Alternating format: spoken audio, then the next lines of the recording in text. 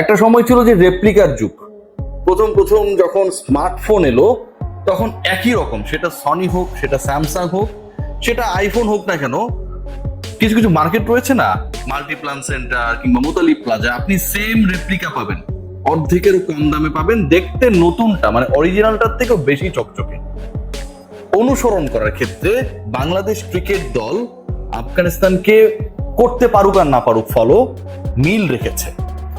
293 করেছে যেই দলটা 294 টার্গেট দিয়েছে টাইগারদের, সেই দলের বিপক্ষে বাংলাদেশ 294 করতে না পারলেও কিংবা তাদের সমান 293 স্বপ্ন দেখতে না পারলেও 93 রান করেছে, 93 মিল রেখেছে। অনেক ক্ষেত্রে এই দলটা আজকে যেভাবে আমাদেরকে লজ্জিত করেছে, বিব্রত করেছে, অপমানিত করেছে, বাংলাদেশের ক্রিকেট নিয়ে 11 জন ক্রিকেটার যারা মাঠে খেলেছে, কোচিং স্টাফের সদস্য যারা প্ল্যানিং করেছে, বাংলাদেশ ম্যানেজমেন্টের সাথে জড়িত যারা এই দলকে লিড করেছে, প্রত্যেকেই 18 কোটি বাঙালির ইজ্জত নিয়ে আজকে ছেলে খেলা করেছে। একটা দল আগের ম্যাচে 100 নয় আউট হয়ে গেছে, সেই দলটা আজকে 100 করতে পারে নাই। বাংলাদেশ 50 ওভার ক্রিকেটে 30 ওভার খেলতে পারে না। বাংলাদেশি ব্যাটিং লাইন আপে 11 জন ব্যাট করতে নেমেছে, একজন ছাড়া কেউ ডাবল ডিজিটে যেতে পারে নাই। রানগুলো কত জানেন? শুনুন। সাইফ হাসান নাম্বার 1 যিনি, মানে 1 নম্বরে যিনি ব্যাট করতে নেমেছেন, তিনি করেছেন সর্বোচ্চ 43। তার ব্যাট থেকে এসেছে সর্বোচ্চ 43, সবচেয়ে বেশি 3টা উইকেটও তিনি নিয়েছেন। আর সেকেন্ড হাইয়েস্ট রান যে আসছে সেটা এসছে আমাদের 10 নম্বর ব্যাটার হাসান মাহমুদের ব্যাট থেকে 9। বাদ বাকি যারা রয়েছেন কেউ করেছেন 7, 3, 7, 6, 0, 2, 4, 5, 9, 2 এক্সট্রা হচ্ছে 5। বাংলাদেশ দলের নতজানু পারফরমেন্স, পরের ওয়ার্ল্ড কাপে বাংলাদেশ সরাসরি খেলতে পারবে কি পারবে না, এই নিয়ে যখন সব জায়গায় আলোচনা, এই জায়গায় যখন ডিসকাশনস, বাংলাদেশ ক্রিকেট বোর্ড গতকাল একটা মিডিয়া রিলিজ দিয়েছে সবাইকে টেনশন মুক্ত করার জন্য, ভার মুক্ত করার জন্য। ক্রিকেট বোর্ডের মিডিয়া উইং এর দারুণ কর্মকাণ্ড আমি বলতে পারি। আরো বাংলাদেশের 8টা সিরিজ রয়েছে, 24টা ম্যাচ রয়েছে।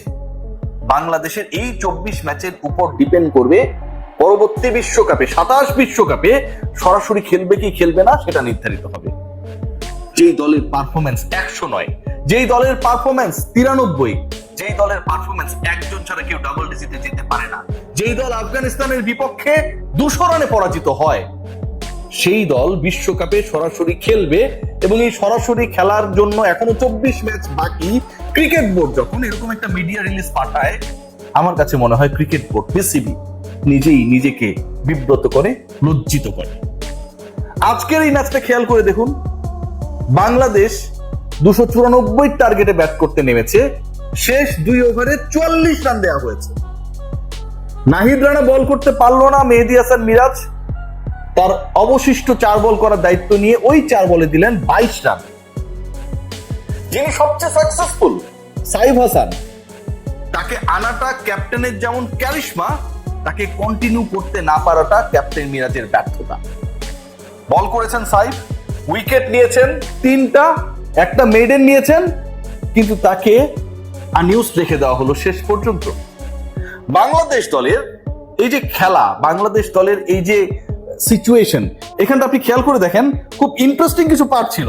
এবং সেই ইন্টারেস্টিং পার্টগুলোর সবচেয়ে গুরুত্বপূর্ণ যেটা, যে আমাদের ব্যাটিং ডিপার্টমেন্টে ওপেনিং এ বিশাল পরিবর্তন এলো। শেখ পরিবারের অন্যতম গুরুত্বপূর্ণ সদস্য নাইম শেখ, তিনি আবারও বাংলাদেশ দলে, তিনি আবারও জাতীয় দলে। এবং ভিসা জটিলতায় থাকা নাইম শেখ যদি শেষ পর্যন্ত জাতীয় দলের সাথে যোগ দিতে না পারতেন, এই জটিলতা যদি সৌম্য সরকারের মতো হতো, তাহলে মনে হয় আমরা বেশি খুশি হতাম। 7 রান করেছেন, 24টা বল খেলেছেন, স্ট্রাইক রেট 29। নাজমুল হোসেন শান্ত, ভাবছিলাম যে তিনি অশান্ত এক ব্যাটিং করবেন। বাংলাদেশ 293, টপকে 94 করে ফেলবে। আগের 2 ম্যাচে ব্যর্থ শান্ত এই ম্যাচে করলেন 3 রান। এবং এই 3 রান করতে গিয়ে তিনি নাইমের সাথে অসাধারণ একটা প্রতিদ্বন্দ্বিতায় মেতে উঠলেন। নাইম শেখ করেছেন 7 রান 24 বল খেলে 29 স্ট্রাইক রেটে। নাজমুল হোসেন শান্ত 3 রান করলেন 16 বল খেলে 18 স্ট্রাইক রেটে। এখানেই শেষ না। রাশিদ খান তার 3 উইকেটের 3টাই রং ওয়ানে নিলেন। বাংলাদেশের ব্যাটিং কোচ রয়েছেন যিনি তার ক্যারিয়ারে ছিলেন একসময় পেস বোলার। মাস্টার ক্লাস, সেই মাস্টার ক্লাস মাঠে গিয়ে অ্যাপ্লাই করতে পারেন না ক্রিকেটাররা। রাশিদ খান তার ক্যারিয়ারের প্রথম বলেই তাওহিদ হৃদয়কে ফেরালেন রং ওয়ান।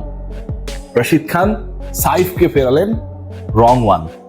রাশিদ খান যখন উইকেট নিচ্ছেন একটার পর একটা, তখন যেন অপর প্রান্তে বিল্লাল সামির নির্বিষ পেস বাংলাদেশি ব্যাটারদের কাছে শোয়েব আক্তারের এক একটা গোলায় পরিণত হলো।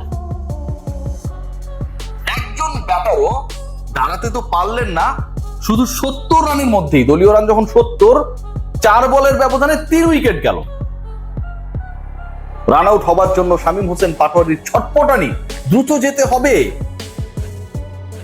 রান আউট হয়ে গেলেন একই রানে, ওই 70-এর মধ্যেই মেহেদী হাসান মিরাজ তার উইকেট বিলিয়ে এলেন, ওই 70-এর মধ্যেই সাইফ হাসান নেই। 4 বলের মধ্যে 3টা উইকেট নেই। বাংলাদেশ দল আরো একবার ডিবাকেলে পড়ে গেল। যেই দলটাকে নিয়ে আপনি আমি স্বপ্ন দেখি, যেই দলটাকে নিয়ে আপনি আমি গর্ব করি, যেই দলটাকে নিয়ে এত কন্টেন্ট বানিয়ে আপনারা আমাকে ফরমালি আমার প্ল্যাটফর্মে এসে গালিগালাজ করেন, সেই দলটার এই পারফরমেন্স, সেই দলটার এই নত জানু আত্মসমর্পণ, বিব্রতকর পারফরমেন্স, যে লজ্জার কোনো সীমা নেই, অসীম।